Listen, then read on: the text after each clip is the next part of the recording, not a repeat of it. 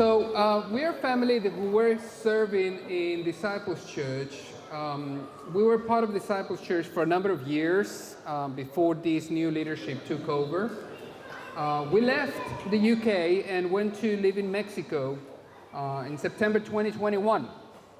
So what we're going to show you here is a little bit of the work that the Lord has been helping us in doing, and obviously the work that we have put towards the mission that He gave us in Mexico. But before I start into this, I would just like to kind of share with you a little bit of the testimony of how is it that we understood it was time to go back. Because usually people ask, how did you know that it was the time to go back?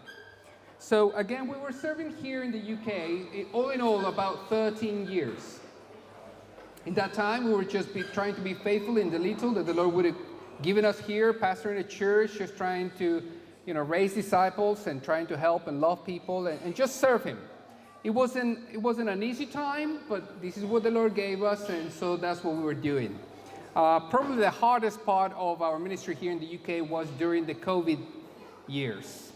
It was quite a lot of hard work. As you know, many churches closed. We remained open, and that just brought quite a lot of upheaval with some people within the church, many people outside of the church, but there were many others that kind of joined themselves to us, and now we were experiencing a little bit of growth in the middle of turmoil.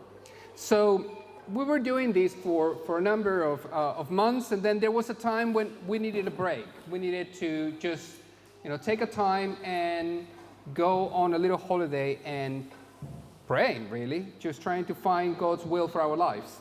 So we took a holiday to Mexico, and to this area in Mexico that we never really sort of been and explored is the South Peninsula of Mexico. It has 3 states within the peninsula, and so we took a month-long holiday to go over there, as you do, and we said maybe this is the last holiday we're going to have as a family, because we have 5 kids and our oldest daughter is of age of going to uni and all of that, and we thought maybe this is it. Maybe we're never going to go back to Mexico. Who knows what's going to happen? Anyway, we took this trip to Mexico, and during the trip we were just praying. We were just saying, Lord, what would you have us do? What's the next step in our life, in our ministry? What are we doing? And as we were traveling different places and talking as a family, just sharing our thoughts and ideas, at the end of our trip, the Lord kind of just brought this, thank you. The Lord just brought this clear understanding that there was quite a lot of need in... Sorry. Back to this one? Okay. Brilliant. Thank you. Let me turn that around. Maybe if you were to... We're going away with that now. That's fine. Hello? Okay. Is that better? Okay. Thank you. Brilliant. I think it's fine. Anyway, so coming back from that trip, the Lord sort of revealed to us as a family, as a whole, that that there was a particular place in Mexico that we were all like, yeah, I think we can, we see ourselves there, and this could be the place. For me personally, I saw the spiritual need of the whole peninsula because we did a round trip. So I saw a lot of,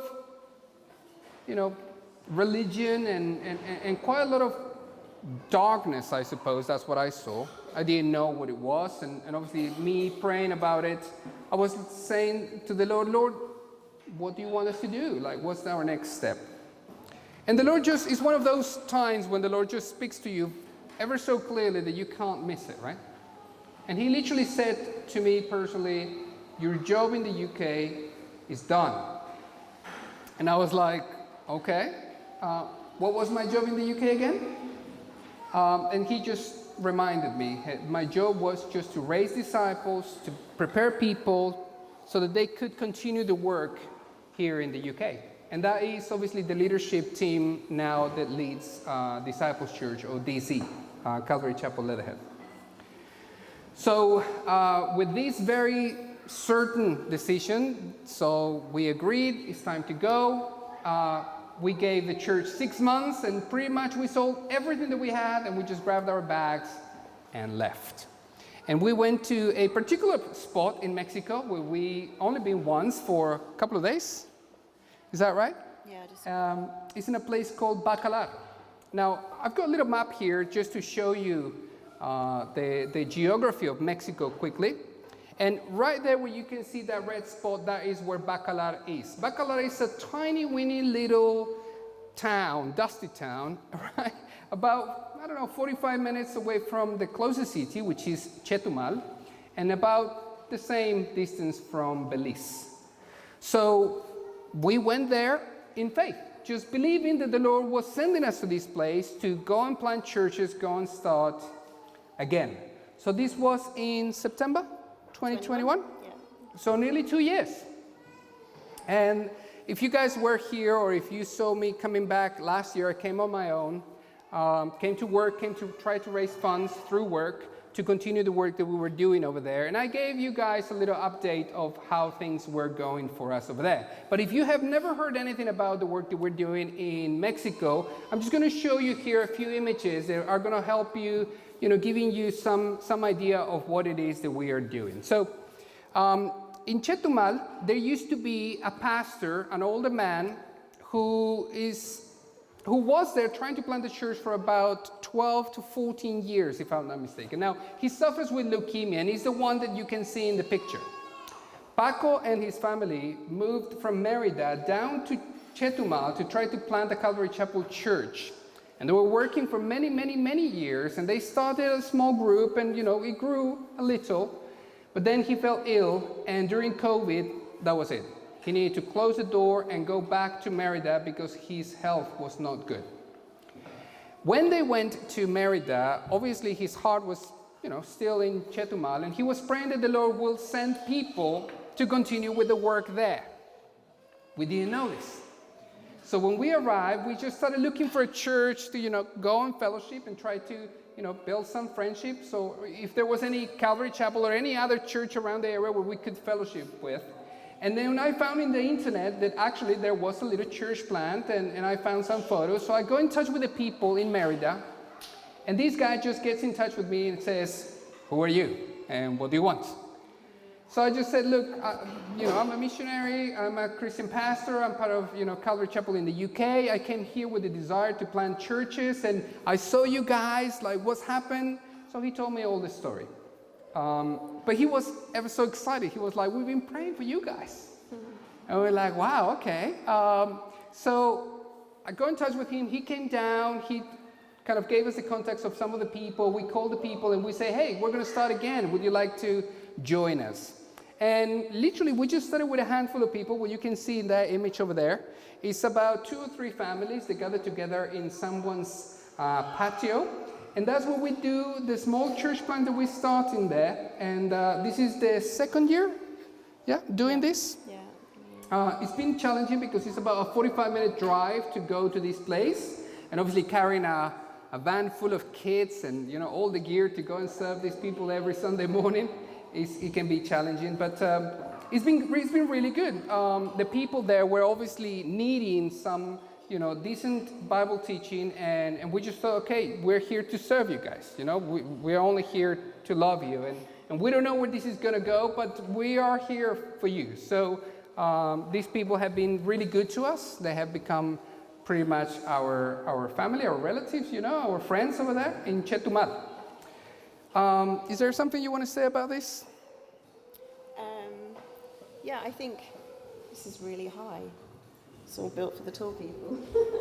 Okay. I would just like to say, so the people over there in Chetumal, one thing that has just been really precious about them is the faithfulness in the little. So this family that opened their home up to us, they've consistently just been opening their doors every Sunday to their home for whoever might want to show up. And that's a really good biblical thing, isn't it? And I know Darren does that nowadays as well with his wife Loretta, and it just blesses the community when we're open. So I've learned from them to be more open, and I think we can all learn from each other to do that. So these are the families there. These are all Mayan descents. So all of that Mexican peninsula is where the Mayans used to be. So a lot of these people come from Mayan villages. Some of them, in particular, one family over there, 3 sisters that come from pretty much a very remote village. They came to the city to study, to work, etc. One of them is blind. And she needs to be pretty much walked onto church every Sunday. And she's great. She loves being around. She recognizes everyone just by the sound of their voice. And it's just fantastic. You know, she's somebody who's full of God, full of knowledge of, you know, the scriptures. And it's just great to see this small group of people just with hunger for the Word of God. One of the things that the Lord has personally taught me is not to despise the day of small things. Everything starts small, and it's fine. Like sometimes I think we have this idea that we have to have this massive church and all of this, you know, stuff. No, we just need the heart, right? We just have the willingness to go and love and serve people. So we've been trying to serve these people for the 2 years that we've been there. We haven't grown much, but the people that have come keep coming, and you know we are there for them. They're being fed, aren't they? Yes. They're being fed and relationships are growing. That's right. So if you want to keep going with the images. Now, some of you know that I mentioned last year, obviously moving to Mexico was a big thing for us. I worked here in the UK as a construction contractor, and I did that for a number of years at the same time that I was pastoring the church. So moving to to Mexico was going to be something completely new from everything that we were doing here in the UK. So we decided we wanted to lease a venue that we could use for everything pretty much. Somewhere to live, somewhere that we could work, and somewhere where we could invite people to come over and visit us, stay with us, have a time to rest. And actually we took this property that was pretty much abandoned during COVID, and we took a lease for 5 years. We just thought, okay, we're going to settle in this venue and we're just going to try our best. I actually wanted to open a Christian cafe at the front of the property because it's a very touristic town, Bacalar. And what you're going to see here are the images of this particular venue. So that was the area that we equipped and prepared for the Airbnb. It had 2 sides to it. At the back, it was our house. We had a garden in between, and this was the Airbnb. We put quite a lot of work. Actually, last year after I came back, we actually divided some of the rooms over there, built a little kitchen for our guests, and we put quite a lot of effort and obviously money into this property. Our idea, again, was to use that property as a way to reach the locals and try to have somewhere where we can minister to people. Do you want to say something? Yeah, no, so, I mean, when you came back, we were full of enthusiasm about the next step that we thought the Lord was guiding us into. We're like, right, we're going to demolish walls, or we're going to build, and we're going to do all this, and it's going to be great. And then the owners came whilst we were still doing the work, and they said, oh, by the way, we're going to have the property back. So we were kind of like, oh, hang on a minute, that shook our minds a little bit. We weren't expecting it. Why? Because we'd signed a 5-year contract. We weren't about to take a step into it without having some sense of security that what we were investing in wasn't just going to disappear in front of us. But God works all things together for good. And so when they said it was time and that they wanted the property and what they were going to do with it, we just went straight to prayer. Lord, what is going on here? We really felt like you'd led us into this place. And, you know, we've given everything that we have and we haven't had a chance to recuperate, so what are we going to do? And we just prayed, Lord, give us grace, show us what the next steps are. Don't let us lose faith, you know, because the Lord says that those who trust in him will not be put to shame. And so we just had to keep trusting, but it was difficult. It was really difficult. I think when everything's going well, we can be strong and we can be full of faith. But when things start moving about, and then you start going, oh God, what did we come here for? We've got our kids here. What on earth is happening? He took me to a passage very quickly in the book of Nehemiah when Nehemiah was building. He was sent back to rebuild the ruins, and it talks very specifically about how when the enemies of Israel saw that he had come back because he was really interested in the well-being of the Jews, it said they got really angry and then they started doing things just to discourage the work that was happening. And I was just like, that's exactly what's happening. So he encouraged us through that, saying, just keep going, just keep going. And the Lord was really good. There was a long period of waiting to find out what the next steps were going to be, but he didn't let us be put to shame, that's for sure. Yeah, we were concerned because we did quite a lot of work to this property, and we invested quite a lot of money. So all of a sudden, for these people just to say sorry, but we want it back, we were like, ouch. You know, it was a bucket of cold water, to say the least. Anyway, we were praying and we were just asking the Lord for, the right thing to be done. So we started negotiations with these, landlords, and we just said, look at all the money that we have invested, the time, the effort. You cannot just kind of kick us out. We need at least time, and also we are going to want some of our money back. And if we're going to move, we're going to take everything. Mm-hmm. And the Lord just gave us grace, and they accepted that, and the Lord just kind of gave us time. So in that time, we were obviously praying and thinking, what's the next step? Where are we going? And the Lord just made the Airbnb flourish. Yeah. Pretty much we had bookings back to back, very busy for a very short period of time, but we had quite a lot of business, which was good. It helped us regain some of our investment.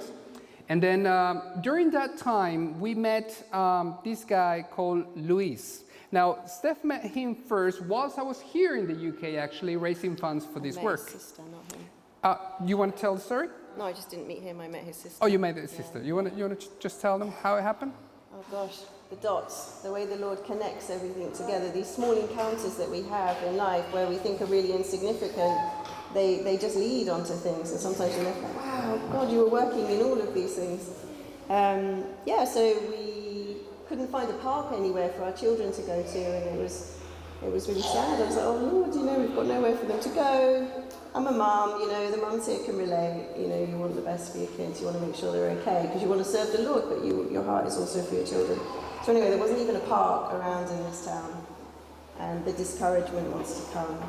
And so, one day I was driving the kids around looking for a park, couldn't find it, and despondent, we found this, it was a baseball game that was happening, so I was like, okay, let's just park here, you guys can watch the baseball game and I'll just pray for a while. And I was like, what's going on?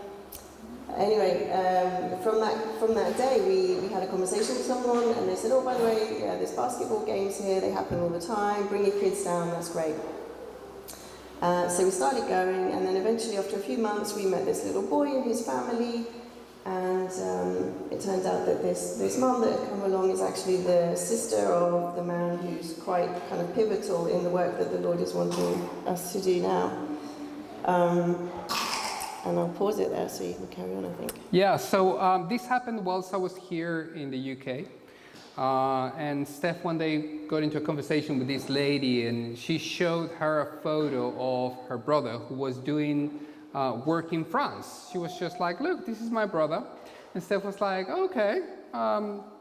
We obviously didn't know what the Lord had, in store for us through this man, and obviously what comes after. But when I came back, Steph told me about this guy, about the ministry that he was doing, etc. And I was like, oh, wow, that's fantastic. He's in the same town where we were based, and he's exactly in the same location where Steph parked the van that day. She was literally parked here looking at the baseball, and the place was right behind her. So we met Luis. If you would like to show some images of Luis is this chap over here. He's a guy about my age. Obviously, he's Mayan, so he's about this tall. And he's great. He's great. I met him. He comes from a very sad, Christianly speaking, background, because he had been mistreated and abused in different Christian churches. And he's a very creative guy. He's a teacher by profession, and he's great with his hands. He just makes amazing things. And he met a couple from America, James and Beverly Rackley, who had come to Bacalar, and they were there just trying to love the people. The Lord had sent them to Bacalar, and they were working there for a number of years. And one day, Luis met this old couple, and they saw them dressing up as clowns, trying to, go out and, love the kids and try to train Sunday school teachers, etc. And Luis joined this venture that these guys were doing. And from that point onwards, he became like their son. He got involved in the ministry of the Oasis Christian Center, and pretty much what they did is they bought a property, and they would use this property only 3 times a year to bring people from all the different villages and churches, pastors and Sunday school teachers, and gather them together 3 times a year to give them a curriculum to teach them how to teach children about God, and to give them all the handicrafty stuff that they needed, give them paper and scissors and glue and all these things, because people are poor over there. So they wouldn't be able to afford this, and the Oasis was providing this training for these people. So Luis tells us about this, and we're like, oh wow, that's amazing, Christians here in Bacalar. But unfortunately, he told us that the Oasis had been closed throughout the pandemic because the Rackleys also left to go back to America, and in their return to America, James died. So Beverly was left a widow. She's 74. Mm-hmm. And they were working in Mexico for about 20 years. And we were like, wow, incredible. But little did we know that this was going to be the door that the Lord was going to open for us. So we met Luis, and we just started, being friendly, and we will do different activities with him, and he will take us to places, and we just got to know him a little bit better. He got us in touch with Beverly, and we had different conversations with Beverly about the work that we were doing and the work that she was doing, etc. And then one day Luis said, well, if you guys come to plant churches, this venue is available. It's not my venue, but I can talk to Beverly and see if she would like you guys to use this venue and start Bible studies. So I was like, sure, why not? So I got to this venue, and obviously the venue had been closed for a couple of years, and you know how it is when you don't use stuff, stuff starts going south. A lot of things didn't work, so I started doing repairs and all kinds of things. And then we put together this small Bible study. I had a conversation with Beverly, and I said to her, what would you like me to teach, right? I can teach this or I can teach that. And he said, I love the idea of discipleship. So we put together a series of studies talking about what does it really mean to be a Christian. And again, a small group of people started gathering there. And they were just amazed at the fact that this was not a religious organization as such, but we just wanted to share Christ with them. So this is how we came to know about the Oasis Center. So what you can see over there is a small handful of people. There's Luis in the chair at the back. And these people have all kinds of questions. These people come from different churches, from different church backgrounds. And unfortunately, Mexico, like many third world nations, is polluted with prosperity message and word of faith, just a gospel that is not really the gospel. Yeah. A gospel that just sells, this idea of you name it, you claim it, that kind of, God wants to make you rich and stuff. And there is no real essence of Christianity or the Bible. You want to say something else? No? So you want to just keep going in the photos, please, Kira? So we started helping as a family. We obviously saw the need of the Oasis. There were all kinds of jobs that needed to be done. So the family just came together, started picking leaves, raking the place. It's got beautiful gardens. We started going out, just building this friendship with Luis. And as I was sharing the gospel in now Bacalar, in Chetumal in the mornings, in Bacalar in the afternoons, one day I just took the book of Titus, and I was teaching through the epistle of Titus, and Luis was like, man, pastors need to hear this. And I was like, okay. And he said, how about if we organize a pastors conference? And I was like, okay. So he said, right, let's set a date, and I'm just going to invite loads of pastors, and you can teach them Titus. And I was like, okay. So he just got on the job. I didn't do anything. He just went and started calling people, etc. And in that process, we had Christmas together with them. We tried to invite people from Chetumal and obviously the people from Bacalar. And what you saw in the previous pictures where, was our Christmas dinner with them. Steph prepared this very Mexican pozole. If you want to just come bring it back up. That's, one. There she is. That's what we Mexicans eat in Christmas, by the way. There is no turkey, it's pozole. You don't know what you're missing, guys. So if you just want to keep going. So a few local people keep going down. We had Christmas together. I had an accident that Christmas. I cut my leg trying to fix certain things in the kitchen, etc. It was just a silly accident and ended up cutting part of my leg and needed to be out of action for a few weeks. But, everything is okay. But anyway, Luis got excited. She was like, we got you guys, so let's get this place back up and running. So we decorated the place and we organized one of the Sunday school teachers' trainings. So Luis knows tons of churches around the area, and he just started inviting people to put together this curriculum to help these Sunday school teachers how to teach the Bible to kids. So you want to say something about your experience with this? It was a lot of fun. It was really good fun. They pour their heart and soul into it, really. And the teachers that come in, you can see that they're not just coming to get the material, but they're coming and they're receiving and they're learning. And you can see that even from the lessons that they're conveying from the children's lessons to the teachers about how to teach them, they themselves are being ministered to. And it's amazing because it means that they then can take that back and give it to the people in their churches. And you can just see that from these, single events that hundreds of people are going to be touched. Hundreds of people are going to hear the gospel. And so, it's a precious thing to be a part of, definitely. And I remember when we were in the house, before you came back even the first time, I was praying again, just, Lord, you know what, I know I'm my husband's helper, but I really feel like he needs a right-hand man. I'm a mum and I've got my family to look after as well, so I can't kind of be there and do everything with him. And here's Lewis. So I was really grateful.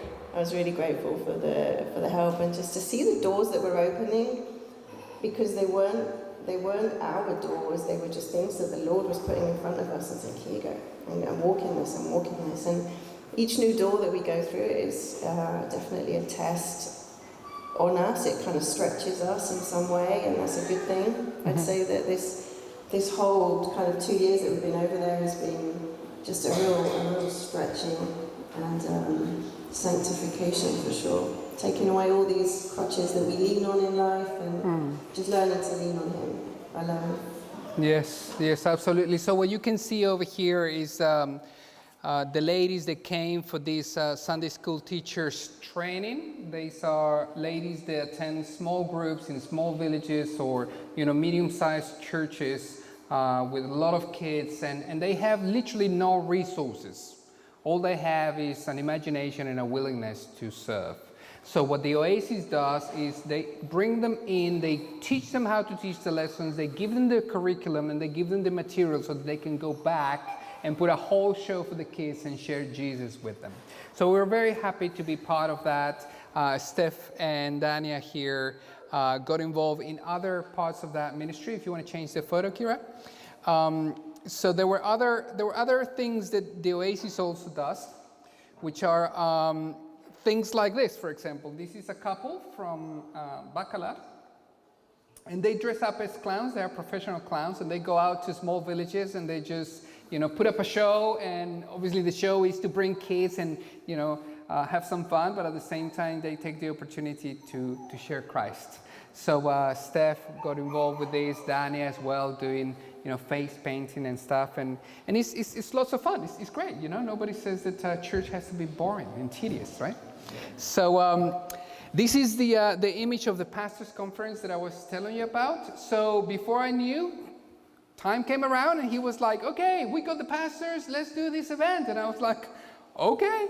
So we had a nice group of pastors that came from the different villages, and I just shared with them the book of Titus, and it was just a fantastic experience. Literally from not knowing anybody to all of a sudden being ministering to dozens, if not hundreds of people, just like that.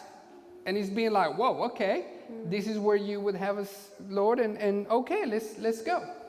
So again, but at that time, our rent, our tenure in the house that we were at was already coming to an end. So we were like, lots of good things are happening, but Lord, we have nowhere to live, where are you going to take us? And we were looking for houses. We couldn't find anything.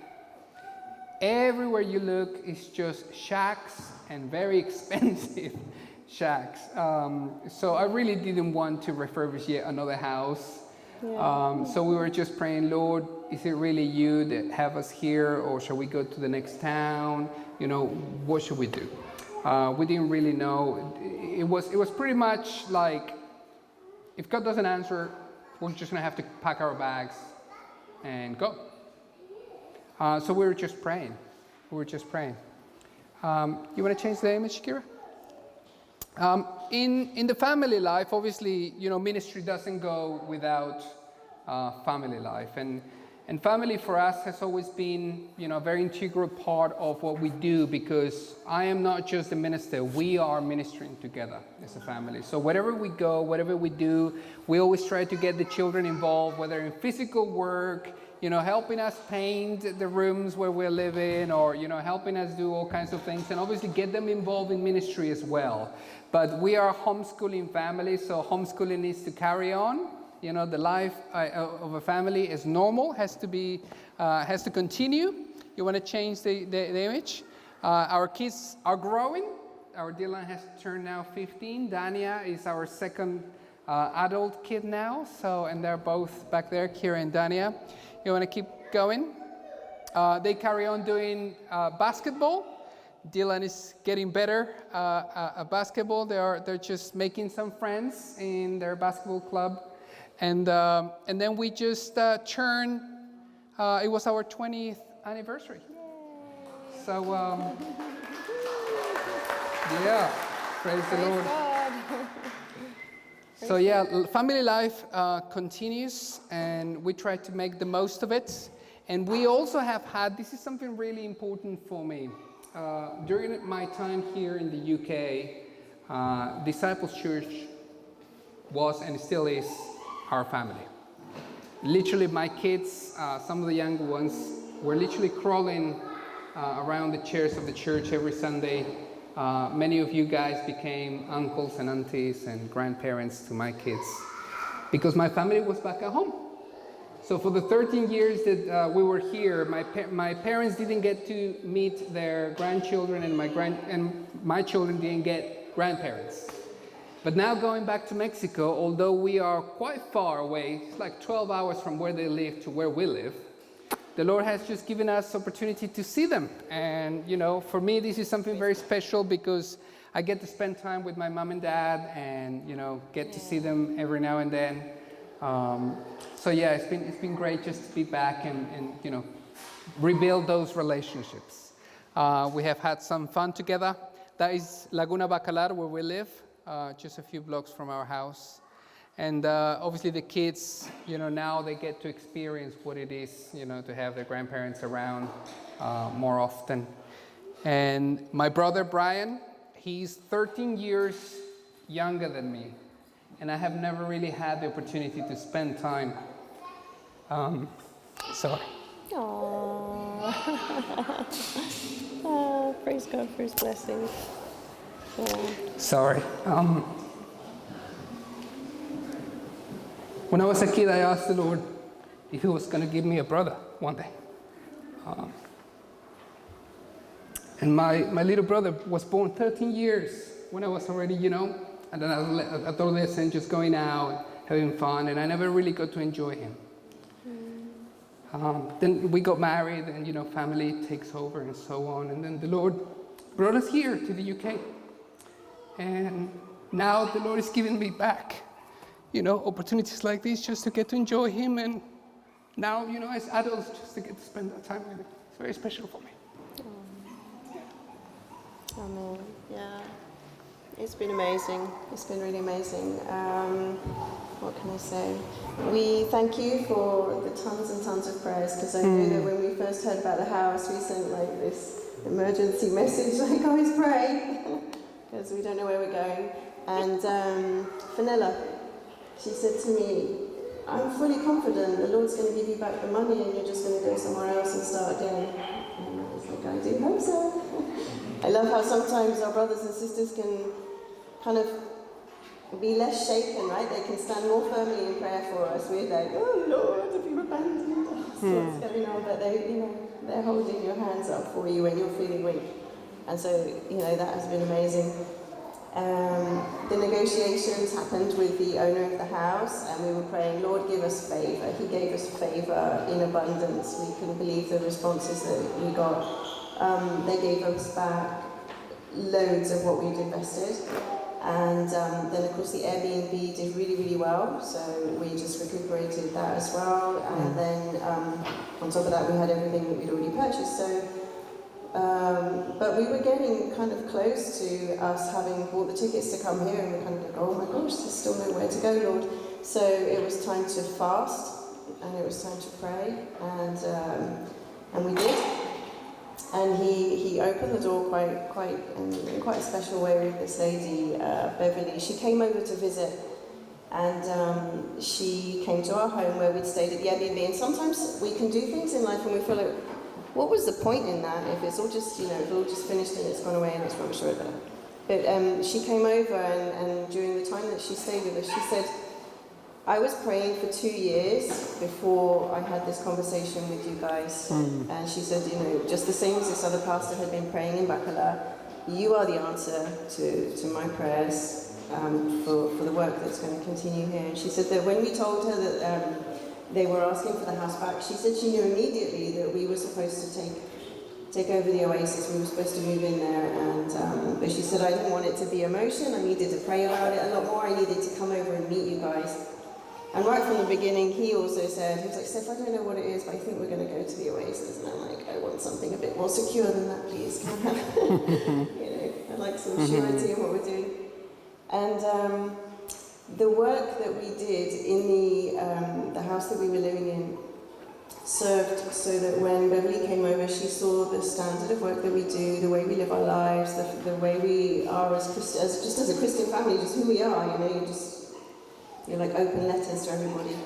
And she said, it's you guys come and stay at the Oasis. And so just before we came back here, the door was open wide for us, and we're given the opportunity to move into this property. Vlad's going to be working the upkeep, the maintenance of it, and we get to live there for free. So we're like, wow, you couldn't have answered that in investment.